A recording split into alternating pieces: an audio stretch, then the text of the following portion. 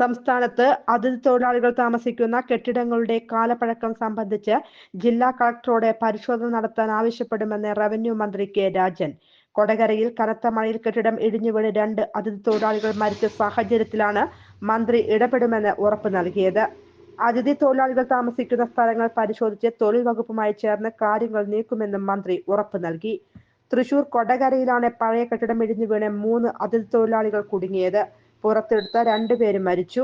ഒരു അതിഥി തൊഴിലാളിയെ ഇപ്പോഴും പുറത്തെത്തിക്കാനായിട്ടില്ല. രാവിലെ 6 മണിയോടെയായിരുന്നു സംഭവം. ഇവർ ജോലിക്ക് പോകാനായി ഇറങ്ങുന്നതിനിടെയാണ് കെട്ടിടം തകർന്നു വീണത്. അതേസമയം സംസ്ഥാനത്ത് മഴ കനക്കുമെന്നും മന്ത്രി മുന്നറിയിപ്പ് നൽകി. പടിഞ്ഞാറൻ കാറ്റ് കിഴക്കൻ കാറ്റാകുന്ന അപൂർവ സ്ഥിതിയാണ് ഇപ്പോഴുള്ളത്.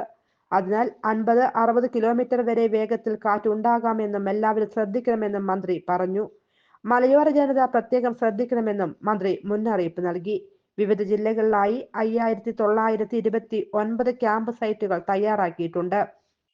എന്തെങ്കിലും ബുദ്ധിമുട്ടുണ്ടായാൽ ആളുകൾ മാറി താമസിക്കണം. ജനങ്ങൾക്ക് എല്ലാ സഹായവും ലഭിക്കുമെന്നും എല്ലായിടത്തും ജാഗ്രത നൽകിയിട്ടുണ്ടെന്നും മന്ത്രി കൂട്ടിച്ചേർത്തു. വയനാട്ടിലെ മുണ്ടക്കൈയിൽ ഉരുൾപൊട്ടൽ നഷ്ടപരിഹാരവുമായി ബന്ധപ്പെട്ട് കഴിഞ്ഞ ദിവസങ്ങളിൽ നടന്ന പ്രതിഷേധങ്ങളെക്കുറിച്ചും മന്ത്രി പ്രതികരിച്ചു. ജീവനോപാധി കൊടുക്കാൻ അർഹതപ്പെട്ട എല്ലാവർക്കും നിലവിൽ കൊടുത്തുവരുന്നുണ്ട്. ഇതിൽ നിന്ന് ദിവസ ജോലിക്ക് പോയി തുടങ്ങിയവർ ഒഴിവാക്കപ്പെട്ടിട്ടുണ്ടോ എന്ന് പരിശോധിക്കുകയാണ്.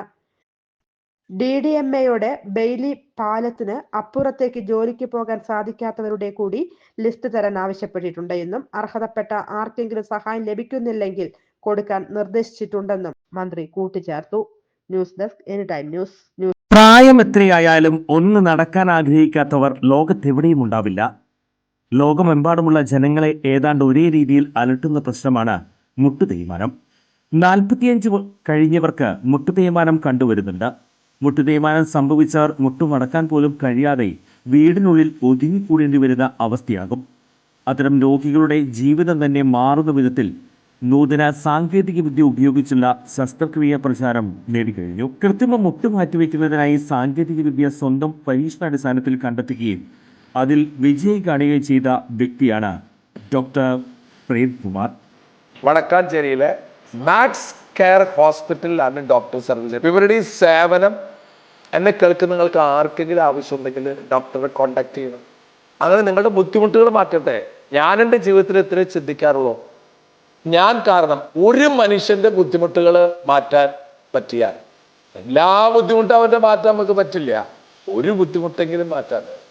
രണ്ടെണ്ണം മാറ്റല്ലേ? രണ്ട് ബുദ്ധിമുട്ട് മാറ്റാം കേട്ടാ. കാലിന്റെ മുട്ടിന്റെ ബുദ്ധിമുട്ട് അത് നമ്മൾ മാറ്റി തരും. ചുരുക്കി പറഞ്ഞാൽ ഈ വടക്കാഞ്ചേരിക്കാരൻ ഡോക്ടർ പ്രേംകുമാറിന് മുന്നിൽ മുട്ടുമടക്കാത്തവർ ആരും ഉണ്ടാകില്ല. കൂടുതൽ വാർത്തകൾക്ക് ഞങ്ങളുടെ ചാനൽ സബ്സ്ക്രൈബ് ചെയ്യുക. ഫേസ്ബുക്ക് ഫോളോ അപ്പ് ചെയ്യുക. വാർത്തകൾ വേഗത്തിലറിയാൻ എനിടൈം ന്യൂസ്.